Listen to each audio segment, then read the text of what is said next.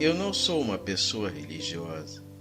Eu cresci com uma mãe que era forçada a ir à igreja e a ouvir sermões em latim com seu irmão e sua irmã. Seus pais a deixavam na igreja e depois iam embora, deixando-a responsável pelos seus dois irmãos mais novos e agindo como se ela tivesse alguma ideia do que estava fazendo. Ela ria às vezes, contando-me as histórias da sua juventude como ela não tinha a menor ideia do que estava sendo dito ali na frente. Nas primeiras vezes em que ela tentou perguntar, os adultos a calavam ou a encaravam. Então ela aprendeu a ficar quieta e a imitar o que estava sendo feito ao seu redor. A palavra amém era pronunciada, curve a cabeça e a repita. Todo mundo de pé e cantando músicas. Se levante e repita as palavras para que ninguém pense que ela e seus irmãos eram crianças bárbaras que não tinham sido criadas da forma correta. Então, quando ela teve seus próprios filhos, ela não obrigou a nenhum de nós a ir a uma igreja. Alguns dos meus irmãos até chegaram a me perguntar por curiosidade o porquê os seus outros amigos eram forçados a ir.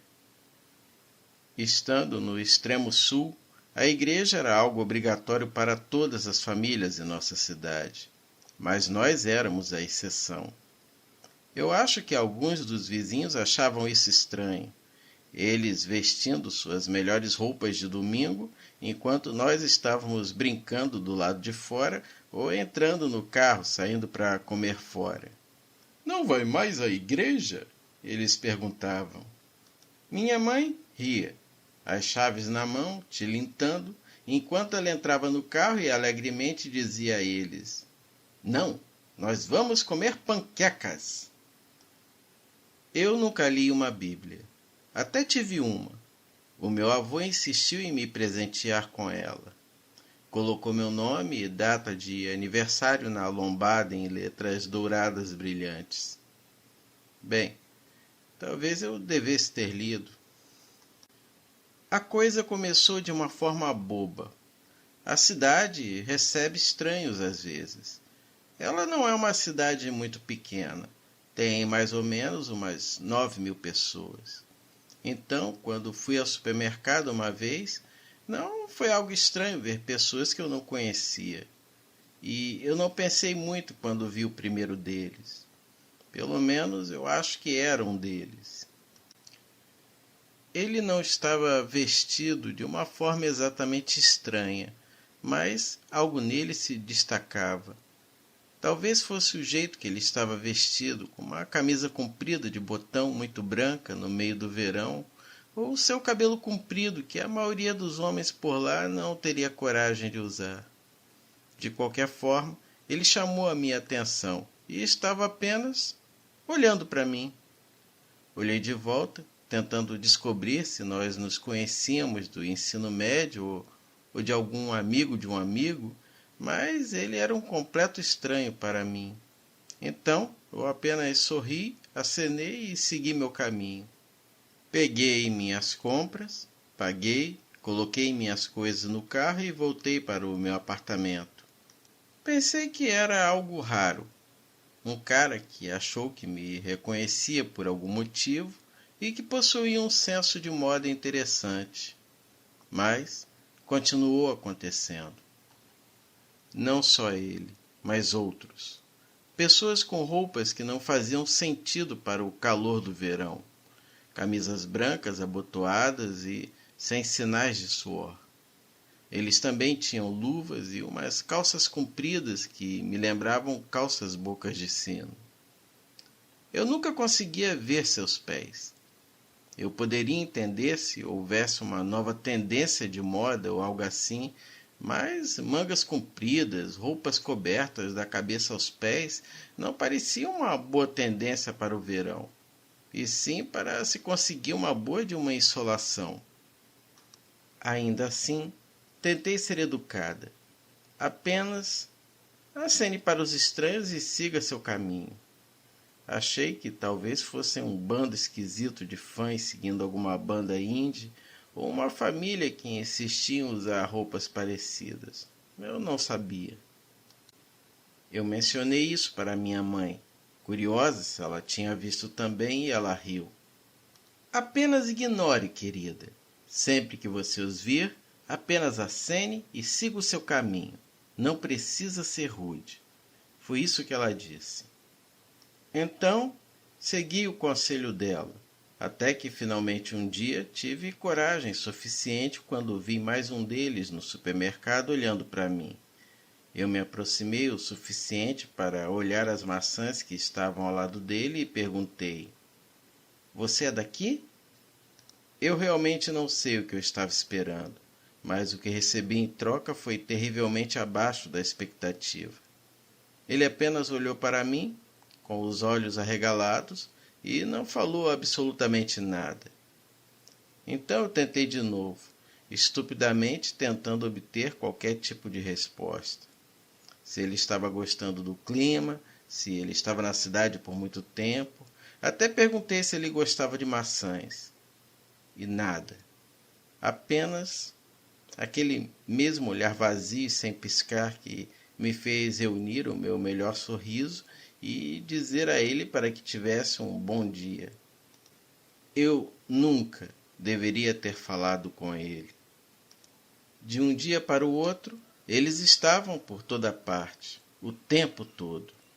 Eu ia a um posto de gasolina, um ficava no corredor de lanchas me encarando.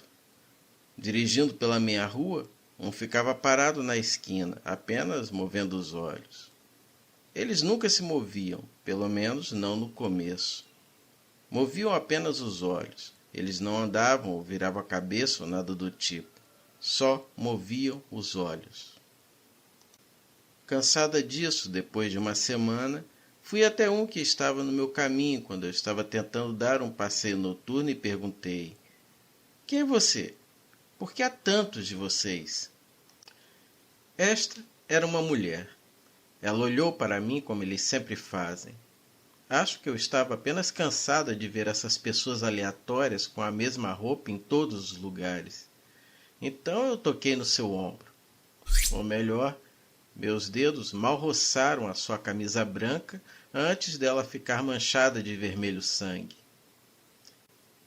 Eu não me lembro de gritar ou virar as costas e correr de volta para o meu apartamento para pegar o carro e dirigir até o hospital, mas tenho certeza de que fiz isso. O que me lembro é que eu finalmente recebi uma resposta de um deles. Ela piscou e então sorriu. Levei 10 pontos para fechar os cortes em meus dedos.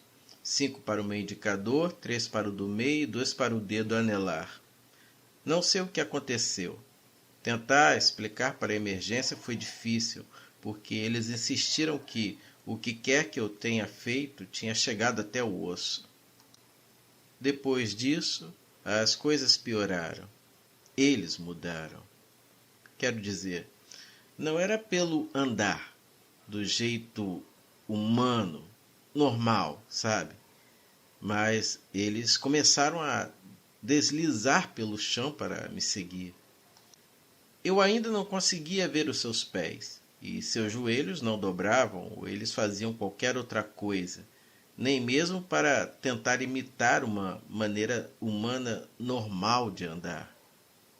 A primeira vez que eu vi um deles fazendo isso, eu derrubei uma vitrine de biscoitos e tive que me desculpar com a coitada da funcionária da padaria. Quando ela me perguntou o que me tinha assustado, aí então eu reuni coragem para dizer: aquele homem ali, ele fica me encarando. Ela olhou com a testa franzida na direção para a qual eu estava olhando, mas inicialmente ela não falou nada sobre o sujeito. Só ficou ali, olhando, e depois me perguntou se o tal homem já tinha ido embora. Eu devo ter parecido uma estúpida. Eu estava boquiaberta porque ele estava bem ali na minha frente, mas ela não o via. Tudo que eu pude fazer foi acenar a cabeça concordando com ela e sair correndo da loja. Depois de uma semana me acostumando com eles se movendo, eles começaram a mudar novamente. coisas pequenas no início. As suas camisas pareciam menos brancas e mais cinzentas, e às vezes faziam um barulho estranho de chocalho, um som oco e assustador. Seus rostos se tornaram mais expressivos. Não muito, mas em vez de apenas me observar com os olhos, eles agora começavam a virar a cabeça e a flexionar seus dedos. Eventualmente as luvas desapareceram e eu preferi que elas não tivessem sumido, porque eles têm as mãos estranhas. Seus dedos são longos demais, curvados de uma forma não natural e têm uma pele cinzenta e doentia. E era como se as suas unhas tivessem sido todas arrancadas. Há apenas 3 ou mais meses atrás, eu imaginei que eles eram um bando de fãs esquisitos que copiavam alguma banda ou talvez seguidores de algum culto bizarro. Bem, eu gostaria de ainda estar acreditando nisso. Foi quando eu comecei a ver umas sombras estranhas atrás deles que eu finalmente desabei. Eu liguei e contei tudo à minha mãe pelo telefone. Me abri sobre tudo. Que a minha mão tinha sido ferida, que isso não tinha sido um acidente infeliz na cozinha, e sim que tinha sido um deles. Sobre o meu estado de nervos, piorando a ponto de parecer que eu estava prestes a ter um colapso nervoso, sim, porque eu estava sendo perseguida há meses e não sabia o que fazer. Ela ficou quieta por um longo tempo e eu esperava que ela risse de mim, me dissesse que eu estava sendo ridícula ou dramática, mas ao invés disso ela deu um longo suspiro e disse: Querida, eu te disse, você deveria ter sido educada. Que merda são essas coisas? Eu perguntei isso com as lágrimas escorrendo pelo meu rosto, enquanto eu me certificava de que todas as cortinas estavam fechadas. Ela ficou estranhamente quieta antes de finalmente dizer: Eu não sei. Seu avô sempre os chamava de anjos. Eu respondi: Essas coisas não são anjos. Então minha mãe disse: Então você ainda não os consegue ver completamente, e isso é bom. Eu engasguei em seco e ela continuou: Você deveria se mudar para algum lugar mais agradável e fresco, bem longe do sul. Eu respondi: Como? O quê? Apenas embalar tudo, deixar o meu trabalho, o meu apartamento, sem aviso prévio e ir embora? E ir para onde? E ela: Não importa para onde, apenas o mais distante que puder. Estados e estados de distância, talvez até países. Nada estava fazendo mais sentido e eu consegui dizer isso, tentando exigir respostas, mas tudo que eu recebi foi um suspiro dela, um som cansado e triste, antes que ela continuasse falando como se eu não estivesse ali tendo um ataque de pânico. Querida, você pode tentar ficar, mas eu vou começar a fazer as minhas malas para ir embora agora. Se eles estão cientes de você, logo vão estar atrás de mim também. Senti um calafrio. A minha garganta ficou seca e eu consegui resmungar um: O que acontece se eu ficar? Ela ficou em silêncio novamente. Dessa vez durou muito tempo antes que ela finalmente continuasse a falar. Depende deles, eu suponho. Eu não sei com certeza, mas se eles já te machucaram, então eu não ficaria surpresa se eles quisessem fazer isso de novo. Eles são estranhos em relação a isso. Minha mãe continuou insistindo que precisava fazer as malas e ligar para meus irmãos. Dizer aos meus irmãos e irmãs para serem também cuidadosos. E daí nós desligamos o telefone. Eu quis inicialmente tentar ficar. Não queria sair de casa. Era minha vida, meus amigos, meu pequeno apartamento. Então eu tentei inicialmente manter apenas distância deles. Sempre que eles se aproximavam demais com seus olhos arregalados e sem piscar, eu me afastava, ou em alguns casos dava uma pequena corrida. Achei que não seria muito difícil isso, afinal de contas eles são lentos. Pelo menos até o dia em que um deles me surpreendeu e eu não consegui fugir. Eu estava abastecendo meu carro quando me virei e dei de cara com ele, e o vi completamente dessa vez. Eu apenas consegui tropeçar para trás da bomba quando a mangueira da gasolina foi cortada e a gasolina se derramou por todo lado, sobre o meu carro e no chão. Havia duas asas por trás de seus ombros, como um anjo. Ele me encarava, com a cabeça inclinada para o lado, como se fosse um pássaro, enquanto as suas asas se contraíam. Mas elas não eram em nada parecidas com aquelas asas emplumadas das imagens de querubim que eu tinha visto até hoje. Eram enormes, grandes demais para o seu corpo magro e presas às costas por ossos escurecidos.